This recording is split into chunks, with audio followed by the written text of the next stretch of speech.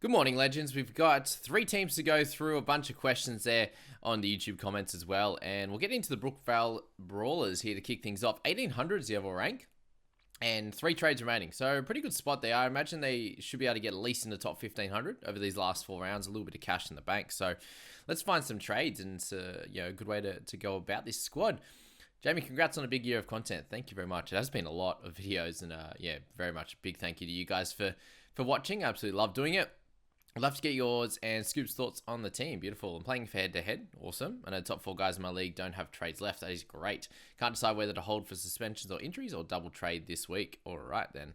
Trades I've considered. Moses/Paps to Haas/Yo and Randall or Stags. Moses/Paps to Murray and Hamole. Yeah, okay. I'd probably be holding if it was just those options. Considering you've got, you're a head-to-head guy, imagine you've got grand final in round 26. So Moses is one of those guys that can win you a head-to-head. It's unlikely he's going to go really low, and he has a really big opportunity to go really high. Yes, he plays the Broncos this week, but I'd imagine this 50 is going to be pretty normal for him against the Bronx, just with big kick meters, as long as he's not targeted defensively, which he shouldn't be because they've got Kurt Capewell on that side.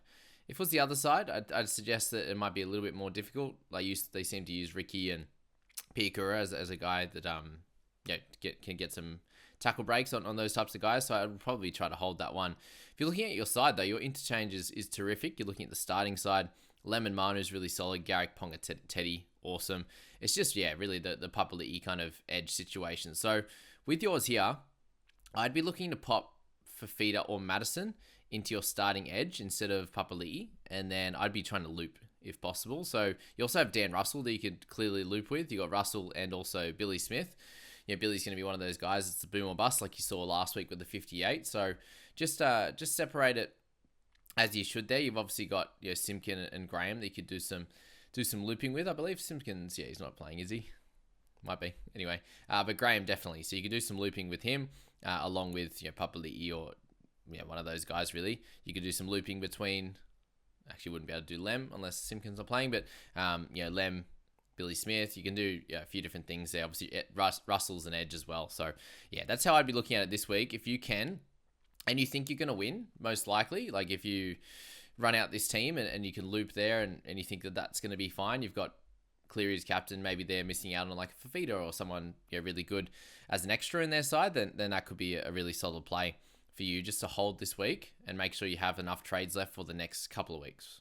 Depending on your situation, if you think you can win this week or not. But I'm not sure if the choices that you decided there to get, obviously House and yes, Randall could be all right as well. We didn't speak about him in yesterday's video, but I've been speaking about him for a while. I think that in the hooking position, he's not going to play that hybrid dual role that he's been playing of recent weeks. So I think he'll score a little bit less just because the run meters will be down a tad. But it would be okay. You have enough centers, so I wouldn't be looking at that anyway. So I don't think it's a clear upgrade, and you're using 2 trades for it. So that'll be my general thoughts on that one. Thank you for reaching out. Let's have a look at my comments, and just wanted to mention that yesterday's video, pretty funny, because when I did the videos by myself, just a little bit of behind the scenes, I pretty much just get straight into it. And so when I'm editing, as soon as there's any audio, I'm just like, bang, I'm on, and then cut at the end. Obviously, you know me, there's very little editing, just so I can get it out as quick as possible to you guys. And with Scoop, we usually chat for a bit beforehand and give a bit of a rundown, which I just edited it to where we started and started chatting. So I just had it on record just so I make sure I don't forget it to hit record to start off. But for those that have commented about it, it's been really nice actually. No one giving a shit or anything, but just all very similar to this from Loren, sorry.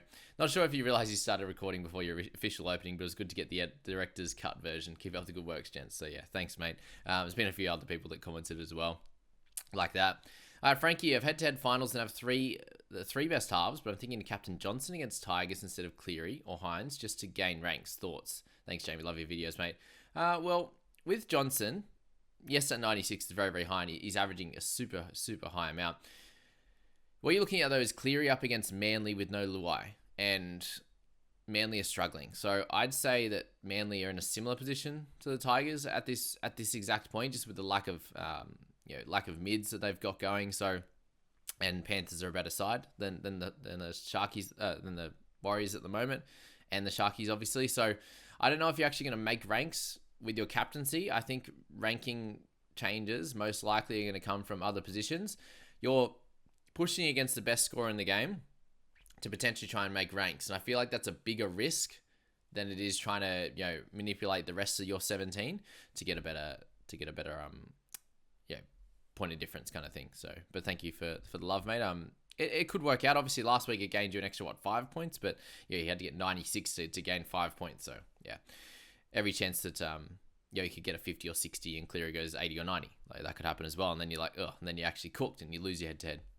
Hey boys, sitting between you guys, ranked 87. Very, very cool. Looking to grab Troll this week. Good luck, boys. Keeping an eye on you. Yeah, you'd be good chance of catching up on me if he goes nuts. That's for sure. So good luck. We'll give him that. Give him a little good luck symbol. Thoughts on Bateman? Are we worried about his scoring going forward? So he did play a lot of that second half in the centres. So not worried at this point with that one there. So hopefully you guys all see this video. Love the videos all season, gents. Thank you very much, Zachary. I'll be keen for an episode dedicated to head-to-head if you have the time / interest. More focus on the guns teams should be bringing in for the final rounds, etc., rather than the low / mids. Yeah, cool. So if you do remember about a month ago, I was going through your final team and who you want to be bringing in, and that still pays. So in the hooking position, it's just Harry Grant. In the mid position, it's obviously Payne Haas, it's the Cam Murrays, Isaiah Yo's, Tino. Tino back this week. I think he's a really, really good pickup as well, and Horsburgh. They're the 5 in that. And then if you're looking at the edge position, it's clearly Fafita. And then mixing between Hopgood as well, he can go in the mids as well, but there's more mids and edges at this point. So Bateman's going to be solid, but really it's guys like Frizzell that are going to work out well. Butcher on a week-to-week basis, so the edge is a little bit harder. So Fafita's the clear must-have in there. In the halves, we know all the halves. Johnson probably sits at he sits at the second or third best with Hines and Cleary. So at least mixing those 3 is going to be great. And then, cheaper guys in Munster and Cleary, Munster and DCE. In the centres, it's guys like Dane Gagai, who are going to be the clear top guys. Joey Manu on a week-to-week basis, obviously there. It was Zach Lomax, who was killing it, but he's out now. You got Matt Timoko. He's a really, really solid one as well. And who else we got? That's probably it. And then wing fullback, Latrell, probably your top decision. I think you need to make there. Drinkwater, obviously, from next week once he's back. Teddy is going to be good in there. Garrick, it could be a centre as well. Probably not this week, but yeah, for the following weeks. With Garrick as well, very consistent. And then some boom or bust guys in Greg Marzu and stuff, having a bit of a bounce back kind of game. So they're the guys I'd be targeting as your guns. I hope that helps. Zachary, can you do a video who to play and who not to play? Yeah, we could focus on that now if we want to be honest with you there. Like my team, it's a little bit easier to make that decision just because I got a few guys out, but surely your team's not that stacked that you're really struggling that hard this week. So if I don't make any trades, this is how I'll roll out, and I'll likely be doing a bit of a loop here between a Tafade because you got the center wing fullback duel. I could slot Drinkwater in and then see how Garrick goes in the game 1. So if you can loop Garrick, that could be an easy one to do. If you have a Dan Russell, I think he's a really solid one to try and loop in. As I said with Papali in the earlier little section there. If you're looking to do that kind of loop, if you're thinking about guys like Jesse Raymond, if that's where your thoughts are, I think he's going to go very solidly against the Titans. But do remember that with the Titans there, it's up against Brian Kelly. So I think he could have some missed tackles as well on the other side of it with Khan Pereira, with Fafita and stuff like that. So just be aware of that. He's coming up against Kelly and Fafita, which is a pretty tough matchup. Which is where Tanner Boyd's going to be as well. So if he's sitting with Tanner Boyd, could be some missed tackles. Oh, no, sorry, doesn't matter. Scratch that. Tanner Boyd's going to be up against left hand side. Wade Graham. That's great. I had him on the Sharks for a second there.